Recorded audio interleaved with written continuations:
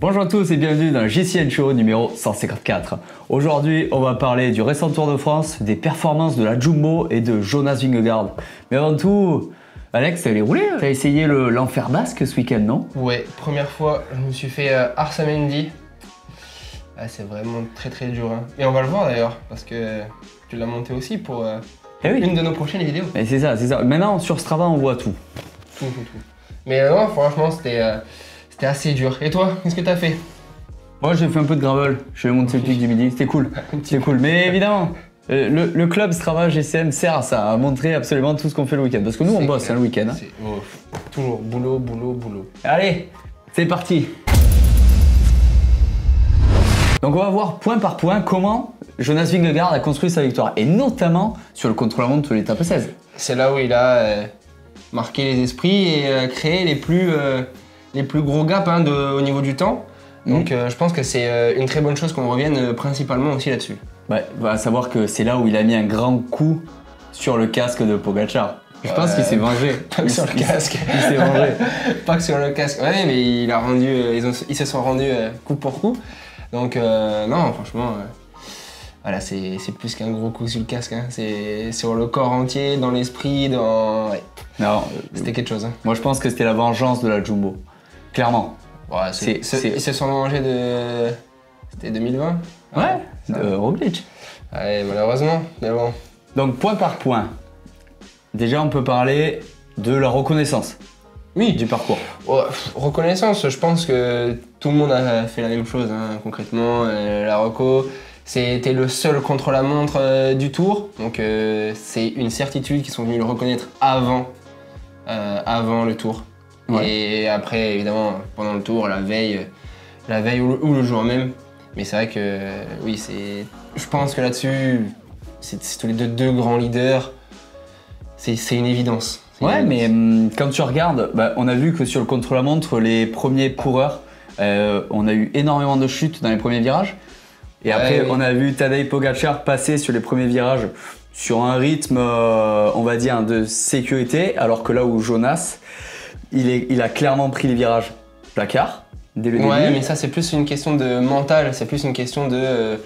si tu te mets au tas au premier virage, ça y est, c'est fini, c'est perdu. Ils avaient que 10 secondes d'écart au général avant le départ. Donc si tu te mets au tapis directement, premier virage, voilà, tes espoirs sont perdus. Et je pense que voilà, Tadej a peut-être voulu, pourtant il vire très bien, hein, tout le monde le sait, mais je pense qu'il a juste voulu sécuriser la chose, pas prendre de risques inutiles, surtout pour un virage où tu vas gagner exactement même moins d'une seconde.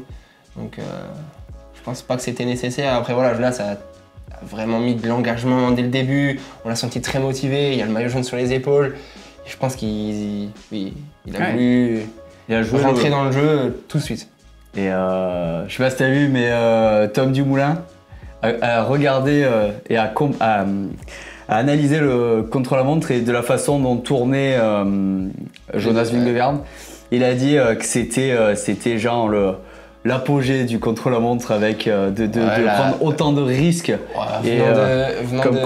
il avait fait la chose à la perfection en fait. Ouais. Mais le chrono est parfait. Hein. Les trages sont propres, franchement c'est fluide.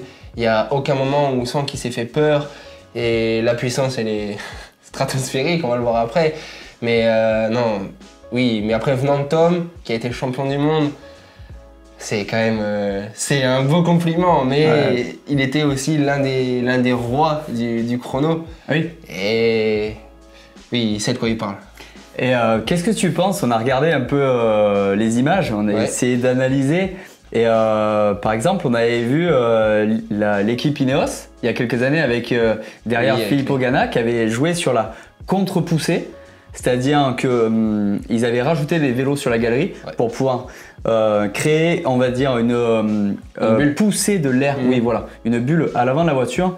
Et on a vu que la Jumbo l'a fait derrière Jonas Vingegaard et UAE ne l'a pas fait. Qu'est-ce que tu en penses? Je pense pour ce genre de circuit, c'était pas... je pense que ça n'a pas servi à grand chose. Surtout qu'il y a la règle aujourd'hui qui comment dire, qui limite la distance entre le coureur et la voiture, sinon il y a pénalité. Je pense pas qu'ils auraient pris le risque de se rapprocher pour ensuite prendre une pénalité de temps alors qu'ils étaient en avance.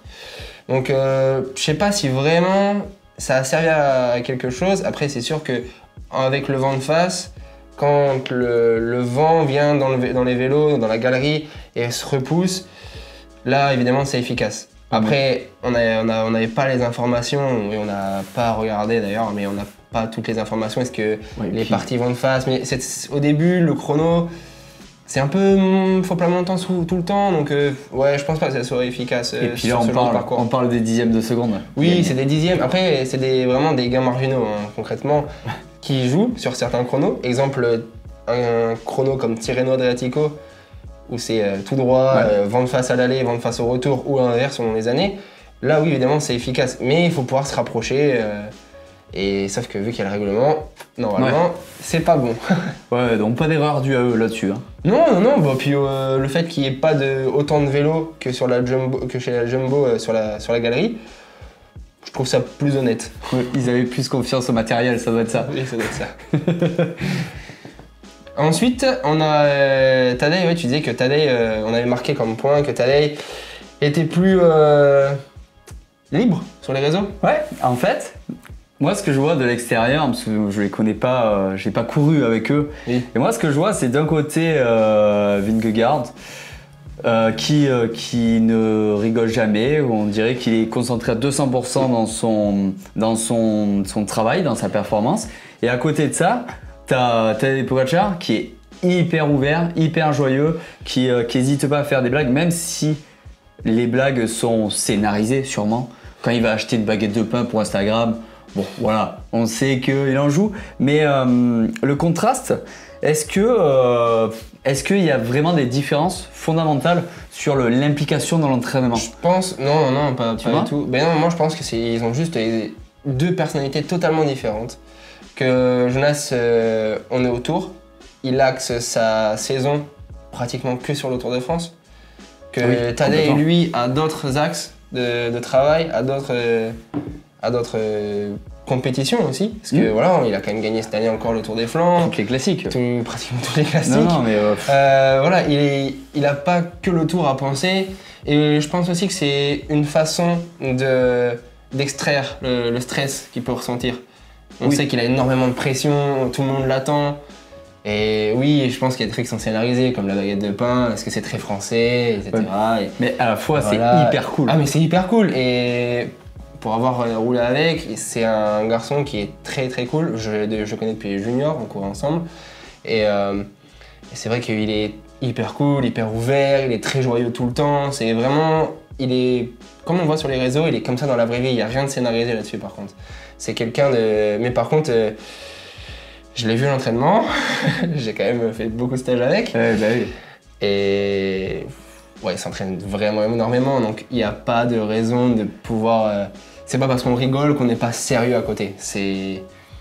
Voilà, même moi au final je rigole souvent, tu vois qu'on peut rigoler, mais à côté de ça quand je m'entraîne, voilà, je suis sérieux, je peux rigoler pendant les entraînements aussi, mais puis une fois qu'on est en exercice, voilà, je fais mes exos, je suis très sérieux dedans et ça n'empêche pas d'être concentré sur ce qu'on doit faire et sur la tâche qu'on doit accomplir. Montrer qu'on prend du plaisir n'empêche pas de s'entraîner. Complètement. Concrètement, c'est exactement ça. Moi, je pense même qu'au plus on s'entraîne, au plus on peut rigoler. Clairement. Oui, bah puis au final, c'est aussi, tu vois, le fait qu'il se montre assez ouvert, c'est aussi une façon de montrer peut-être sa sérénité, tu vois, de montrer qu'il est à l'aise avec tout le monde et que les gens en fait peuvent l'aimer comme il est et c'est ce qui se passe d'ailleurs. Et qu'est-ce que tu penses, parce que là si on parle un peu plus du Tour en général, sur de par son côté peut-être un peu plus punchy dans sa façon d'être, le nombre d'attaques qu'il a fait sur le Tour, est-ce que ça l'a pas cramé? Cramé dans un sens oui et non, parce que déjà il n'avait pas le choix, il devait reprendre le temps qu'il avait perdu sur les premières étapes. Quand il a craqué sur les premières étapes. Après, je pense que, oui, déjà, il n'avait pas le choix. Et c'est le Tour, tout le monde fait les mêmes efforts. Vingegaard a fait les mêmes efforts aussi. Bon, il a pas osé l'attaquer, il l'a jamais vraiment attaqué, sauf l'étape où il a complètement craqué le lendemain du chrono. Mais sinon, c'est même pas une vraie attaque, quoi. Il a vu qu'il était loin, il s'est dit tiens, je vais enfoncer le couteau dans la plaie et voilà. Donc, ouais, j'ai pas trop aimé la façon en soi de gagner de Vingegaard parce qu'il a jamais attaqué. Il est pas autant offensif. Non, mais c'est parce que c'était pas ton favori, c'est tout. Ah non, pas du tout. C'est juste que genre, c'est pas ma façon de courir. Je suis beaucoup plus proche de la façon de courir de Tadej que de celle de Jonas, tu vois. C'est-à-dire d'être démonstratif, quitte à jouer le tout pour le tout. Quand je courais, j'étais un attaquant, j'ai aimé être à l'avant, j'aimais être acteur dans la course. Et là, dans un sens, Vingegaard a plus été spectateur. Attention, c'est vraiment spectateur entre guillemets parce que voilà, il a gagné. Voilà, c'est énorme ce qu'il a fait. Mais dans un sens où je préfère voir un mec comme Tadej essayer, réessayer encore et encore. Le panache. Ça doit prendre du temps, c'est du panache. Et sauf que je me vois plus là-dedans qu'en Jonas. Donc c'est peut-être logique aussi que je ressente plus ça et que j'ai plus aimé la façon de faire de Tadej qui est voilà, à l'attaque, on y va, on fonce et on essaye. Et d'ailleurs, les spectateurs lui rendent bien. Ah oui, c'est pour ça qu'il est autant populaire. Hein. C'est clair. Mais je pense qu'il a peut-être aussi eu, avec son scaphoïde cassé sur le Tour des Flandres. Ouais, avec la chute. Ça a dû clairement. Non, c'était pas Tour des Flandres. C'est pas le Tour des Flandres ? Non, c'était sur Liège, Bastogne-Liège. Et non, c'est clair que du coup, il a gagné le Flandre, il peut pas tomber. Mais il a trop gagné. Et du coup, c'est vrai qu'au final, ça a vraiment pénalisé sa préparation. Mais bon, après, on peut pas non plus lui en vouloir. Au vu du spectacle qu'il procure tout au long de la saison. Ah, c'est clair. Voilà, oui, c'est bête. Il est tombé sur une course qu'il aurait pu remporter, au final. Et j'aurais bien voulu le voir enfin le match Vingegaard, Evenepoel et Tadej, Pogačar, mais là, on a été amputé ce sera pour plus tard. On a été amputé de cette bataille complètement. Oui, ouais, c'est clair. Mais après, voilà, on peut pas lui en vouloir qu'il est tombé sur ce Liège-Bastogne-Liège. Et ouais, il n'y a pas mort d'homme, hein. Il fait quand même 2. C'est pas... Alors oui, il y a beaucoup de temps comparé, et ça fait des années qu'il n'y avait pas eu autant d'écart. Mais bon, est-ce qu'il nous a pas quand même régalé avec le nombre d'attaques qu'il a fait, les attaques hyper puissantes ouais, ça reste un super coureur quoi qu'il arrive, c'est clair. Tu sais que quand on parle d'écart sur ce tour, j'ai regardé le classement des jeunes qu'il a gagné. Ouais. Le 4e, il a 2 heures. Ça fait quand même il y a quand même un gros gap là. C'est clair, ça fait beaucoup. Ouais. Du coup, on va enchaîner et revenir du coup sur le chrono. Ouais. L'étape 16. Oui, l'étape 16, mais c'est surtout l'étape où l'écart, le break a concrètement été fait. C'est comme ça, mais bon. Parce que voilà, prendre 1 minute 38, Jonas a mis 1 minute 38 sur 22 km 400. C'est stratosphérique comme performance. C'est stratosphérique et voilà, j'ai gardé quelques chiffres. Ça fait 3 secondes 6 plus rapide au kilomètre. 3 secondes 6 par kilomètre, c'est quand même...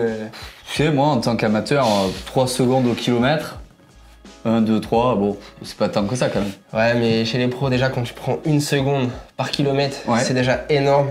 Ouais. Mais là, 3 secondes 6, on parle bien, attention, des mecs qui se battent au général. Ou alors, bien sûr, quand je parle de 1 seconde au chrono, 1 seconde par kilomètre de prix, c'est exemple sur des mecs qui vont se battre pour la victoire lors des championnats du monde, etc. C'est vraiment, quand on parle du top mondial, d'1 seconde, on parle pas de l'écart entre le premier et le dernier du chrono. Là, on parle vraiment à niveau égal et à fight égal, quoi. Et c'est vrai que 3 secondes 6, ça fait 2,16 m toutes les 3 secondes 6 de repris. Ça fait plus d'un vélo toutes les 3 secondes quand même. C'est quand même énorme. Et pendant le chrono, j'ai noté, ça fait 20 secondes plus rapide que Van Aert au bout de 4 km. 20 secondes sur 4 km. Et c'est Van Aert qui fait 3. Qui fait 3e. Van Aert d'ailleurs a dit « Je suis le premier des personnes normales ». Mais oui. Non, Van Aert n'est pas normal non plus. N'est pas normal non plus. Donc on va dire des semi-humains. Des semi-humains. Mais non, c'est clair, c'est... Et pareil, hein, là j'ai encore noté Vingegaard, 31 secondes d'avance au pied de la côte de Domancy. Où il n'a pas changé de vélo. Où il n'a pas changé de vélo. Alors. D'ailleurs, là-dessus, je pense qu'on l'a noté, un changement de vélo de Tadej. Est-ce que c'était judicieux? Moi, je pense pas. Toi, est-ce que tu au niveau du chrono, on a le résultat. Hein. C'était pas judicieux. Ah, mais c'est clair. Au niveau du chrono, déjà, ça s'est ressenti. Il était déjà en retard. Ensuite, il reprend du retard avec un changement de vélo assez... Bon, ça aurait pu être plus rapide, je pense. Mais avec la force qu'il a, je pense pas que c'était nécessaire, quoi. Surtout qu'ensuite, après, on pouvait reprendre de la vitesse. C'était pas tout plat, certes, ça montait un peu. Ouais, les 3 derniers kilomètres, c'était en faux plat. En faux plat, mais l'entre-deux, il y avait moins de reprendre de la vitesse. Et au niveau aéro, c'était pas nécessaire. Le vélo de chrono était bien plus performant et on l'a vu de toute façon. Je pense qu'il y aurait eu moins de temps à l'arrivée s'il avait gardé son vélo.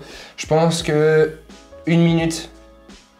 Parce que avec l'aéro du vélo de chrono, plus le changement de vélo un peu laborieux, et oui, l'aéro qui compte, le fait de devoir repédaler avec un autre vélo, ça change des sensations. C'est pour ça que moi, j'aimais absolument pas changer de vélo, je préférais garder mon vélo quand j'étais en course. Parce que voilà, tu t'arrêtes, tu dois repartir, tu coupes ton effort, et moi, j'aimais pas du tout cette sensation. Et voilà, je pense que les 38 secondes, elles sont peut-être un peu là-dedans. Je pense que s'il changeait pas de vélo, je pense que c'était entre 1 et 1,15 maxi, je pense. À savoir que quand même la côte de Domancy, c'était 6 km à quasiment 7% de moyenne. 7% de moyenne 7%, mais pour c'est quand même beaucoup. Hein. Donc, oui, c'est beaucoup, mais pour des gabarits dans le style de Tadej et de Jonas, c'est quand même classique. Oui, complètement. Ça fait moins de 10% de leur poids, la pente. Donc normalement, ils sont à l'aise dans ces pentes-là, là où, par exemple, à 7%, un mec qui va faire 70-75 kg, ça devient déjà un peu plus dur. Là, ils font 60, Jonas pèse 60 kg. Donc ouais, à 7%, il est encore à l'aise, quoi. Est-ce que tu peux me parler des watts de Jonas Vingegaard? Là, je les ai notés parce que toi, ça t'impressionne pas mal, fallait s'en souvenir. Oui, évidemment, c'est impressionnant. Mais pour beaucoup de monde, hein, au final. Parce que voilà, on a mis donc, dans la côte de Domancy qui fait 6 bornes à 6,8%, il a roulé à 27,1 de moyenne. Ça me parle. Il a sorti 7,8 watts kilo, ce qui fait donc 468 watts pour 60 kg. Ça fait beaucoup. Hein. Sur si je me souviens bien, le temps de la montée, il met dans les 7 minutes. 7 minutes 14, il me semble. Ok. C'est quand même énorme. Tadej, lui, a sorti 6,68 watts kilo, ce qui fait quand même 1,1 watt kilo de moins. Et à ce niveau-là, 1 watt kilo. Mais ça me paraît énorme. Déjà 0,5, c'est déjà énorme. Mais ouais. Mais en fait, quand tu parles de 7 watts kilo, si tu enlèves 1 watt, ça fait plus de 10%. Hein. Donc c'est énorme. Stratosphérique. Mais sur le chrono, on n'a pas le fichier exact. Non, mais voilà, on peut aussi un peu deviner via certains logiciels le nombre de watts qu'il aurait pu mettre. Avec la moyenne. Et Vingegaard a mis 450 watts étalon. Alors watts étalon, qu'est-ce que c'est? C'est les watts qui sont prédits quand tu pèses 70 kg avec un vélo de 8 kg. C'est c'est l'étalon. C'est ce qui sert un peu à étalonner le tout et à pouvoir essayer de comparer des performances de l'ancien temps. C'est pour ça qu'aujourd'hui on peut prédéfinir, exemple les watts de Pantani à l'époque, et aujourd'hui, même quand on n'a pas les fichiers, selon les temps de montée, on peut prédire que, exemple, Vingegaard a mis 450 watts étalon, c'est bien étalon, il n'a pas vraiment mis 450 watts parce que sur 32 minutes, là il faut commencer à s'inquiéter, mais ça veut dire que c'est déjà un sacré chiffre. Watts de Pantani, ils sont là. Oui, ils sont encore plus hauts. Et ça rassure, ça rassure. C'est plus que tant que Pantani est encore en haut, qu'il y reste. Qu'il y reste. Mais ouais, c'est une sacrée performance de Vingegaard. Mais attention, c'est lui qui a été vraiment incroyable et performant. C'est pas Tadej qui a fait une contre-performance, parce que Tadej colle quand même pas loin d'1 minute à Van Aert. Il fait 2 du chrono, il rattrape Carlos Rodriguez pratiquement. Oui. C'est loin d'être une contre-performance. C'est déjà stratosphérique ce qu'il fait. Mais voilà, on a eu un Vingegaard d'ailleurs encore au-dessus. Dans les communications radio, il demandait à son équipe, bon, ça a été rapporté, je l'ai lu, il leur demandait si c'était correct les informations qu'il avait sur son compteur, parce qu'il trouvait qu'il était beaucoup trop puissant, notamment dans la première cote, où il disait « Je suis pas monté à fond, mais j'avais déjà battu mon record de watts. » Il était peut-être dans le jour de sa vie, les sensations de sa vie, le chrono de sa carrière. Et tant mieux pour lui, parce que voilà, ce qu'il est sorti, c'est quand même... Franchement, moi, c'est impressionnant, hein, la vitesse à laquelle ça a roulé. Moi, la dernière fois, je roulais avec Brice. Pas de problème, mon compteur a été connecté à ses pédales. Ouais. Honnêtement, j'ai battu mes records de puissance. Hein. Franchement, 1200 watts, ouais. Non, Brice a sorti 1220 watts. Ouais, mais c'est le petit 20 qui sort. C'était sur mon compteur. Hein. C'était sur ton compteur. Et oui. T'es trop fort. D'ailleurs, la prochaine fois, tu prendras les pédales de Brice. Si oui, mais parfait. Et je mettrai mon compteur. Parfait. Non, plus sérieusement, la Jumbo, est-ce qu'on peut parler que l'équipe a tellement évolué que c'est au niveau de leur process en totalité où ils arrivent à être meilleurs que d'autres équipes si on regarde l'évolution de Christophe Laporte qui arrivait, qui a fait une évolution en 1 an monstrueuse. Ouais, c'est clair. Est-ce que pour Jonas c'est pareil, tu penses? Oui, c'est pareil. Après, on l'a toujours connu que dans cette équipe, donc on peut pas juger. Pour Jonas Vingegaard. Oui. Ouais. Mais on peut pas juger, exemple. On peut pas dire il était chez Groupama FDJ, il était pas incroyable, ou alors il était on ne sait dans quelle équipe, hein, j'ai Groupama FDJ parce que j'étais dedans et que c'était plus facile à sortir. Mais on peut pas juger. On peut juger pour Christophe Laporte parce qu'il vient de chez Cofidis et il va dans une équipe étrangère. Mais par contre, voilà, on peut pas juger pour Vingegaard. Par contre, c'est ce qu'on disait. Le vélo devient quand même très scientifique. On a de plus en plus de data, d'analyse, c'est recherché. On fait des exercices, parfois on démarre des sprints à l'arrêt avec un braquet tout à droite ou presque tout à gauche parce que ça active certaines choses dans nos cellules. C'est vraiment... Maintenant, les entraîneurs sont plus professeurs ou docteurs en entraînement, on va dire, si on peut dire ça comme ça, que entraîneurs proprement dit. Voilà, moi je l'ai très bien vu, le vélo c'est encore plus professionnel qu'avant. Ça devient vraiment, comme je l'ai dit, un scientifique. Il y a énormément de données. On a de plus en plus de marques qui créent des capteurs en tout genre. Il y a déjà les capteurs de puissance, il y a les capteurs corps qui prennent la température corporelle. Il y a Super Sapiens avec les puces Abbott pour la glycémie. Voilà, il y a les cardios qui sont là depuis des années et des années. Il y a de plus en plus de facteurs et on recherche vraiment à performer et à évoluer. Donc oui, évidemment que quand tu as un budget comme la Jumbo ou comme UAE ou comme Quick-Step, tu peux te permettre d'essayer d'évoluer, de mettre énormément d'argent. Et en soi maintenant, quand tu as un budget excessif, on va dire, presque tous les coureurs qui sont très très bons en contre-la-montre ont des prolongateurs moulés. Oui. Mais ça, c'est tellement plus aéro, et ça, par contre, c'est plus qu'un gain. C'est vraiment, quand tu veux gagner le tour, tu es obligé d'avoir ce genre de détails. Oui, mais moi, c'est vraiment quelque chose qui m'impressionne, c'est à quel point l'aéro a pris part dans le cyclisme. Ah, mais c'est clair. Et d'ailleurs, c'est une vidéo qu'on va sûrement bientôt faire. Parce que moi, c'est un truc qui m'a toujours intéressé et je pense que ça vous intéresse aussi énormément. Donc voilà, on va comparer, je pense, un peu tous les vélos du moins chrono. Sur la même section, je pense, on fera chrono, gravel et route avec plusieurs types de casques, surchaussures, combis, etc. Je vais vraiment essayer de faire un truc très complet, mais au moins on verra à quel point l'aéro est devenu primordial. C'est l'aspect aujourd'hui numéro 1 et presque tous les coureurs sont penchés là-dessus d'ailleurs. Et à tout niveau, et même sur le bikepacking. Même dans le bikepacking. Mais est-ce que tu as vu les pédales Speedplay aéro? Ah oui, bien sûr. C'est magnifique. Beaucoup de coureurs qui sont équipés en Wahoo Speedplay ont justement, même sur le vélo de route, les pédales aéro. Pourtant, c'est plus compliqué à clipser.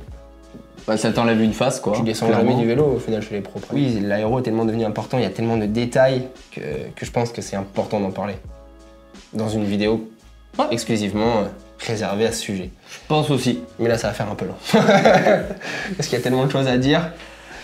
Mais du coup, ensuite, on va commencer à passer à l'actu. Et au résultat. Et au résultat. C'est parti! L'un des principaux résultats de ce week-end, et du moins de cette dernière semaine du Tour de France, c'est Jordi Meus, le coureur de la Bora, qui s'impose concrètement sur les Champs-Élysées devant le maillot vert Jasper Philipsen. Toi, ça t'a étonné un petit peu ou pas du tout? Tu sais ce qui m'a étonné? Ça a été de voir sa cadence quand il a passé la ligne. Oui. Je sais pas quel braquet il avait, mais on voit.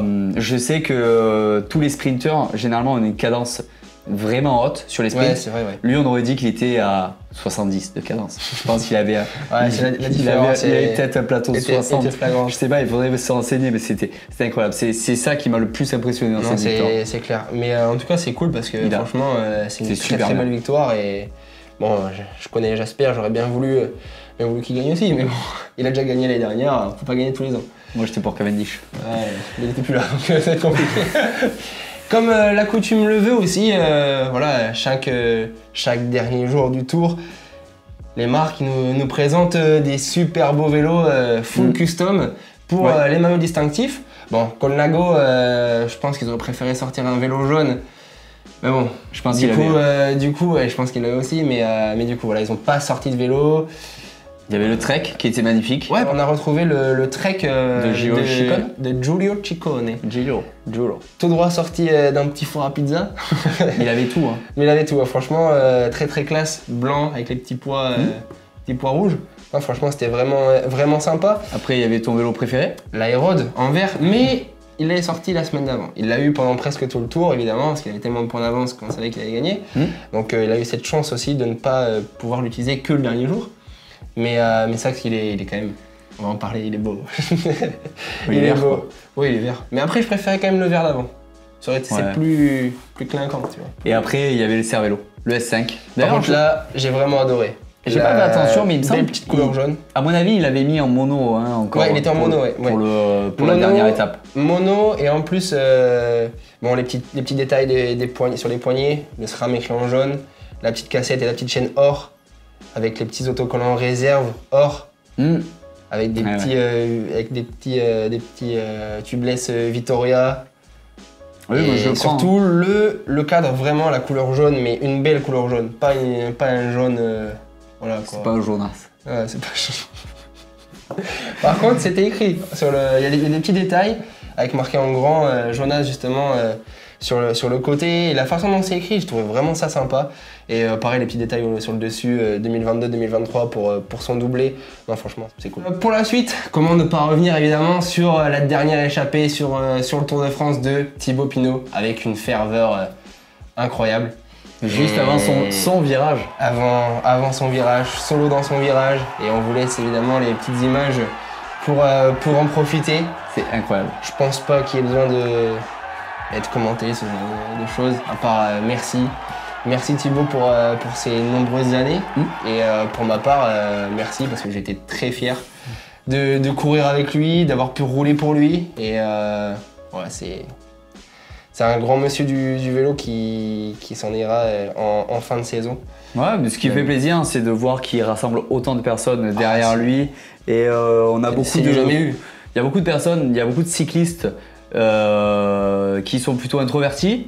Ouais. Et qui n'ont pas forcément l'habitude de partager ou de créer des liens avec le public. Bon là, pour Thibaut, on peut voir, hein, c'est tout le contraire. Et ça fait plaisir de voir autant de personnes. On va dire une fanbase mais tellement énorme. C'est hyper cool.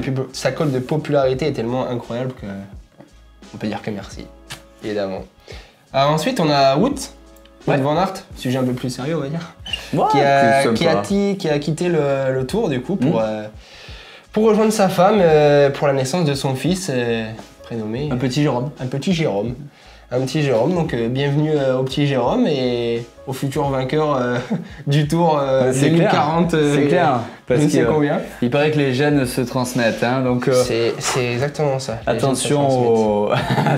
Ensuite, tu nous as une petite info importante là. Ouais, la Jumbo a communiqué, Vingegaard sera sur la Vuelta. Avec Roglic. Avec Roglic. Ce qui est étonnant, c'est qu'ils vont être co-leaders tous les deux. Bon, c'est ce qu'ils annoncent. Oui, c'est ce qu'ils annoncent, mais je pense honnêtement que Roglic sera le leader. Et en numéro 2, Vingegaard pour aider. Et au cas où, s'il y a un petit problème pour Roglic. Comme le Tour de France l'an dernier, finalement. Le Tour de France l'an dernier. Et l'avantage, c'est qu'il va être face à Remco.